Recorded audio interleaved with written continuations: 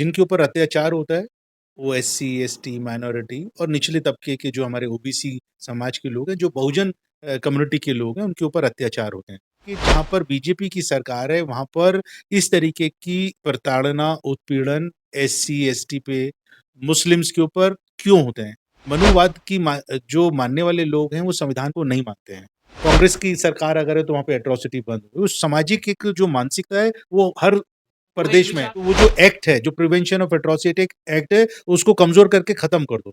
वो तो पूरे देश के अंदर जो सिविल सोसाइटी के लोग थे, जो बहुजन आइडियोलॉजी के सपोर्टर्स थे, जो संविधान को मानने वाले लोग थे, बाबा साहब भीमराव अंबेडकर जी को मानने वाले लोग थे, सारे सड़कों पे उतरे। तो चुनावों में ईवीएम का कैसे इस्तेमाल करना है? अगर ईवीएम नहीं, वहाँ पे सख्ती ज़्यादा है, ऑपोज़िशन अलर्ट पे है और ईवीएम का वहाँ पे खेल नहीं हो सकता, तो किस तरीके से जो कलेक्टर्स हैं, जो एसडीएम्स हैं, जो ऑफिसर्स हैं, जिनके सिग्नेचर होते हैं सर्टिफिकेट के ऊपर इलेक्शन चुनाव की घोषणा करने के लिए, उनके ऊपर कैसे प्रेशर बनाना है? आरएसएस बहुत खतरनाक एजेंडे के ऊपर चल रही है। आप चर्चा करना चाहते हैं, लेकिन सरकार उसको दबाना चाहती है। सरकार किसकी है? बीजेपी की, आरएसएस की पूरी विचारधारा है वहाँ पर। तो वो धर्म की राजनीति करना चाहते हैं, लोगों को भटकाना चाहते हैं। तो जो गरीब लोग हैं, वो सब नोट कर रहे थे। जब चुनाव आया, उन्होंने पकड़ के मुँह तोड़ जवाब दिया और उनको घर पे बैठा दिया। और डेमोक्रेसी को बचाने के लिए, उसको ज़िंदा रखने के लिए विपक्ष का मजबूत होना बहुत ज़रूरी है। जो भी पीएसयूज़ जो कांग्रेस पार्टी के समय में बने थे, उसको बेचने का काम भारतीय जनता पार्टी कर रही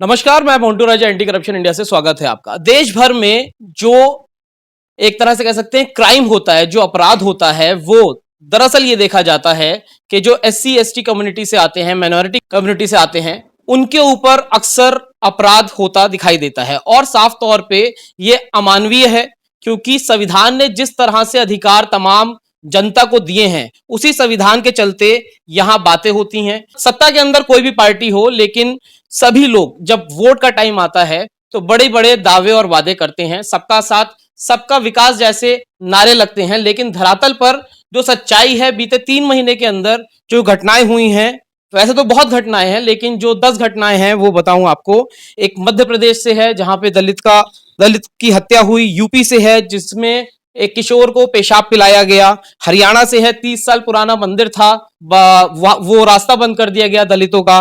वहीं यूपी के अंदर से ही वाल्मीकि समाज के बाल नहीं काटे तो विरोध करने पर 60 लोगों पर मुकदमा दर्ज हुआ। इसकी फहरिस्त बहुत लंबी है। मेरे साथ मौजूद हैं खास मेहमान राजेश लिलोटिया जी, जो कि एससी डिपार्टमेंट के चेयरमैन हैं कांग्रेस पार्टी से। बहुत बहुत स्वागत है आपका। है। जय भीम सभी को। राजेश जी, जिस तरह से राजनीतिक दल बने हुए हैं और हर राजनीतिक दल के अंदर माइनॉरिटी डिपार्टमेंट होता है, एससी एसटी के लिए वो लोग काम करते हैं। आज 75 साल से ज्यादा हो गया है। आपका अनुभव क्या है? तमाम इस तरह की फहरिस्त जो है वो बहुत लंबी है।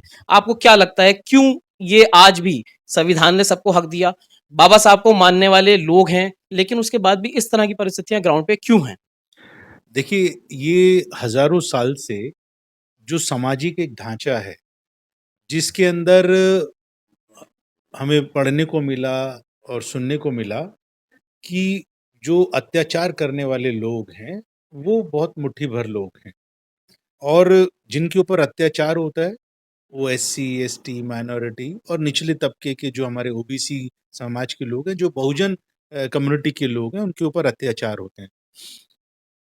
यहाँ पर राजनीतिक पार्टी का सवाल नहीं है। राजनीतिक पार्टियाँ में भी अगर हम बात करें, तो जो कांग्रेस पार्टी है, जो बीजेपी है, उन दोनों में क्या फ़र्क है, उसको समझने की ज़रूरत है। अभी आपने 3-4 जो घटनाएँ बताई, ये घटनाएँ आपने बताई मध्य प्रदेश की, वहाँ पे बीजेपी की सरकार है, उत्तर प्रदेश की, वहाँ पे बीजेपी की सरकार है।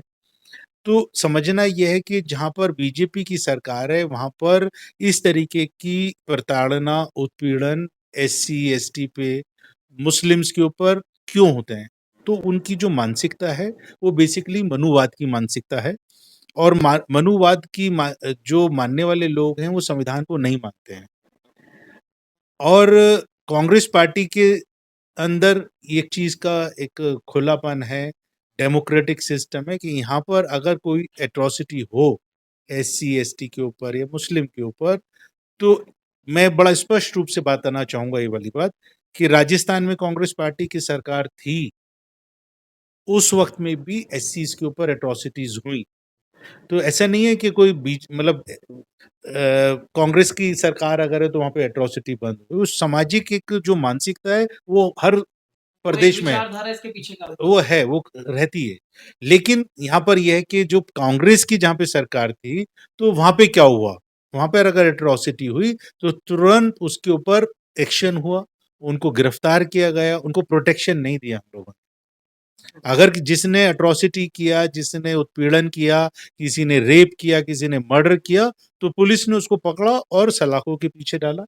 उसमें कोई देरी नहीं करी। वहाँ पर हम लोगों ने कांग्रेस पार्टी के सरकार ने वहाँ पर ऐसा नहीं किया। लेकिन उत्तर प्रदेश में जब ये होता है, जहाँ पे कांग्रेस की सरकार नहीं और बीजेपी की सरकार है, वहाँ पर हरियाणा, बिहार भी अछूता नहीं है। हरियाणा हो गया। हरियाणा में बेसिकली ये जो सब चीज़ें हैं इसको समझना है कि आपका माइंडसेट क्या है? आपकी अप्रोच क्या है? इन संवेदनशील मसलों के ऊपर आप किस तरीके से इसको टैकल करना चाहते हैं, किस तरीके से हैंडल करना चाहते हैं? तो मेरा ऐसा मानना है कि जो आरएसएस की विचारधारा है, वो संविधान को मानने वाले लोग नहीं हैं। आपने बिल्कुल कहा कि संविधान है लेकिन उसके अंदर जो प्रोटेक्शन है, वो मिल ही नहीं रही है। ये वही बीजेपी है, जो भारतीय जनता पार्टी है, जो आरएसएस की विचारधारा पे चल के जो प्रिवेंशन ऑफ एट्रोसिटी एक्ट जो हमारे कॉन्स्टिट्यूशन में हमको मिला है, जिसकी वजह से अगर कोई हमारी एससी और एसटी को जाति सूचक शब्दों से अपमानित करता है, हमारी ज़मीन हड़पता है, हमारी जो परिवार की जो महिलाएँ हैं, अगर उनके ऊपर बुरी नज़र डालता है, उनके साथ में कुछ उनको अत्याचार करता है, तो कानून है उसके लिए, उनको सलाखों के पीछे भेजा जाएगा। भारतीय जनता पार्टी ने सरकार में आए, पिछली बार एनडीए की सरकार आई, तो उन्होंने सबसे पहला काम क्या किया? सबसे पहला उन्होंने ये काम किया कि उसको कमज़ोर करने का और उसको स्क्रैप करने का कार्यक्रम किया कि वो जो एक्ट है, जो प्रिवेंशन ऑफ एट्रोसिटी एक्ट है, उसको कमज़ोर करके ख़त्म कर दो। वो तो पूरे देश के अंदर जो सिविल सोसाइटी के लोग थे, जो बहुजन आइडियोलॉजी के सपोर्टर्स थे, जो संविधान को मानने वाले लोग थे, बाबा साहब भीमराव अंबेडकर जी को मानने वाले लोग थे, सारे सड़कों पे उतरे। एक्शन हुआ, प्रोटेस्ट हुए, तो सरकार को फिर लगा कि भई ये तो मामला खराब हो जाएगा, उन्होंने विथड्रॉ कर लिया। तो मानसिकता इनकी आरएसएस की, बीजेपी की इस तरीके की है। राजेश जी, जान भी गई लोगों की। अच्छा, यहाँ पे 2 चीज़ें अब उठती हैं। एक, जो वोटर्स होते हैं, क्योंकि सबसे ज़्यादा बहुजन की संख्या बताई जाती है। उसके बाद भी, तमाम चीज़ें होने के बाद भी, भाजपा कई प्रदेशों में जीत रही है। कांग्रेस ने अच्छा कमबैक किया, लेकिन आज भी जो वोटर्स हैं, वो किस तरह डाइल्यूट हो जाते हैं, वो मिसगाइड हो जाते हैं। वोटर्स को समझ में क्यों नहीं आती ये चीज़? इसके पीछे का कारण क्या देखते देखिए, मैं इसके इसका एक चीज़ ये बताना चाहूँगा कि भारतीय जनता पार्टी 24/7 सिर्फ़ इलेक्शन लड़ने का काम करती है। किस तरीके से जीती हुई सरकारों को गिराने का काम होना चाहिए, स्ट्रैटेजीज़ होनी चाहिए, षड्यंत्र होने चाहिए, वो काम करती है। और अगर चुनाव हो रहे हैं, तो चुनावों में ईवीएम का कैसे इस्तेमाल करना है। अगर ईवीएम नहीं वहाँ पे सख्ती ज़्यादा है, ऑपोज़िशन अलर्ट पे है और ईवीएम का वहाँ पे खेल नहीं हो सकता, तो किस तरीके से जो कलेक्टर्स हैं, जो एसडीएम्स हैं, जो ऑफ़िसर्स हैं, जिनके सिग्नेचर होते हैं सर्टिफ़िकेट के ऊपर इलेक्शन चुनाव की घोषणा करने के लिए, उनके ऊपर कैसे प्रेशर बनाना है। तो सारी मशीनरी को, सरकारी मशीनरी को ये किस तरीके से इस्तेमाल करना चाहिए चुनाव जीतने के लिए, सत्ता हथियाने के लिए, भारतीय जनता पार्टी का 24/7 का ये एजेंडा है, उनका काम है। रही बात ये कि जहाँ तक लोगों का सवाल है, मैं लोगों से भी ये उम्मीद करता हूँ और मतलब मैं समझता हूँ कि अगर देश के संविधान को बचाना है, अगर हमें लगता है कि इस देश के अंदर प्रजातंत्र ज़िंदा रहे और अगर हम चाहते हैं कि एससी, एसटी, ओबीसी और माइनॉरिटी के अधिकार बचे रहें और इस देश के अंदर मनुस्मृति लागू ना हो, हिंदू राष्ट्र की ये जो बार-बार बात करते हैं, हिंदू राष्ट्र भारत जैसे सेक्युलर देश के अंदर अगर होगा तो आप समझिए कि मुसलमानों का क्या हाल होगा। तो अगर ये सब चीज़ों को रोकना चाहते हैं तो प्लीज़ मेरी रिक्वेस्ट है कि तमाम देश के लोगों को चिंतन करने की आवश्यकता है, जागरूक होने की आवश्यकता है कि आरएसएस बहुत खतरनाक एजेंडे के ऊपर चल रही है। अभी कावड़ जैसा एक जो एक सावन का एक महीना है, वो इस उसको बहुत लोग उसकी रिस्पेक्ट करते हैं उस महीने की। मतलब पूरा सेंटिमेंटली उसके साथ में अटैच होते हैं, रिलीजियस जो उनकी मान्यताएँ हैं, उसको अडॉप्ट करते हैं, पूरा सात्विक रहते हैं। वहाँ पर अगर पॉलिटिकल एक स्टेटमेंट जाता है चीफ मिनिस्टर की तरफ से कि दुकानों के ऊपर इस पूरे रास्ते के अंदर आप अपनी नेम प्लेट लगाएँगे, कौन से धर्म से संबंध रखते हैं, वो लिखेंगे। तो आप समझिए कि इसके अंदर वहाँ पर जो धार्मिक भावना है, उसके अंदर धार्मिक उन्माद फैलाने का प्रयास कर रहे हैं। जबकि प्रॉप राइटर मुस्लिम है तो काम करने वाले हिंदू हैं। ये मैं ब वही बताना चाह रहा हूँ, तो ये धार्मिक उन्माद मैं बता रहा हूँ। एक कन्फ्यूजन पैदा करना, जो मुद्दे हैं उससे भटकाना। अब उत्तर प्रदेश के अंदर आपने बहुत सारे एट्रोसिटीज़ के मसले बताए। इसके ऊपर आप जैसे जो यंग जर्नलिस्ट हैं, उसने उन सब को जॉट डाउन किया और उसके बारे में आप चर्चा करना चाहते हैं। लेकिन सरकार उसको दबाना चाहती है। सरकार किसकी है? बीजेपी की, आरएसएस की पूरी विचारधारा है वहाँ पर। तो वो धर्म की राजनीति करना चाहते हैं, लोगों को भटकाना चाहते हैं, लोगों में मतलब धार्मिक महीने के अंदर धार्मिक उन्माद फैलाने का काम कर दिया। अभी तो पैसेज के अंदर कर रहा था कि जहाँ से कांवड़े निकलेगा वहाँ होगा। अब उन्होंने बोला कि पूरे उत्तर प्रदेश में होगा। उत्तराखंड भी अब इसमें आ गया, हरिद्वार के अंदर भी ये तमाम चीजें। उत्तराखंड में भी बीजेपी की सरकार है। तो मेरा मेरा ये मानना है कि ये जो सोच है, जो मनुवाद वाली सोच है, जो संविधान को दरकिनार करने वाली सोच है, वो जो लोग चाहते हैं कि देश में संविधान से ये देश ना चले, शायद हम सब लोगों को मिलकर एससी, एसटी, ओबीसी, माइनॉरिटी के लोगों को इसके ऊपर बहुत मतलब एकजुट होकर, एक मत होकर इसका विरोध करना पड़ेगा। और तभी और इस सरकार को आने वाले इनका मकसद आने वाले समय के अंदर उत्तर प्रदेश में बाय इलेक्शंस है, उसको ध्यान में रखे वो लोग कर रहे हैं। उसको किस तरीके से इनको मुंह तोड़ जवाब दें, जिस तरीके से अयोध्या के लोगों ने दिया। अयोध्या का पूरे देश में नहीं, पूरे विश्व के अंदर उन्होंने इतना बड़ा एक क्रिएट किया political hype. It was totally a political hype. उसके अंदर कहीं पर भी जो धार्मिक जो एक भाव होता है वो नहीं था। उसमें सारी पॉलिटिक्स थी। राम को छोटा बना के मोदी की फ़ोटो को बड़ा करके पोस्टर्स निकाल रहे हैं। भगवान से बड़ा बनना चाहते हैं।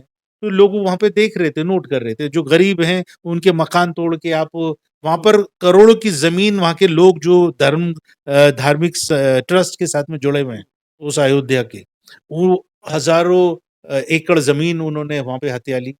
तो जो गरीब लोग हैं, वो सब नोट कर रहे थे। जब चुनाव आया, उन्होंने पकड़ के मुँह तोड़ जवाब दिया और उनको घर पे बैठा दिया। तो ये पूरे देश के अंदर अयोध्या एक एग्ज़ाम्पल है, जिसको जिससे सीख लेकर पूरे देश के अंदर हमारे को इसके ऊपर इस तरीके के मैसेज आरएसएस, बीजेपी को देने होंगे, अगर इस देश के अंदर संविधान को बचाना है। तो तमाम जो चीजें हैं वो आपने सुनी, किस तरह जो अभी उपचुनाव हुए उसमें भी जो 12-13 जगह था, 13 जगह में से सिर्फ 2 सीटें जो हैं वो भाजपा को मिली हैं, और किस तरह अब लोग जाग रहे हैं। अब अंत में एक सवाल राजेश जी ये लेंगे, जो विपक्ष होता है उसका एक अहम काम होता है कहीं भी इस तरह की चीजें हों पुरजोर तरह से आवाज उठाएं। क्या कांग्रेस के अंदर अब आप चेंज देख रहे हैं? क्योंकि पहले के तुलना में जो अगर पहले की सरकार बने, अब जो कमबैक हुआ है उसमें क्या चेंज था, कितनी और भारी पन्ने से इसका विरोध जो करेगा वो किस तरह कांग्रेस करेगी, विपक्ष किस तरह इस पे रोल ऑन करेगा? देखिए पहले मैं आपको बताऊँ, पिछला जो चुनाव था 2019 का, उसमें हमारी संख्या कम थी।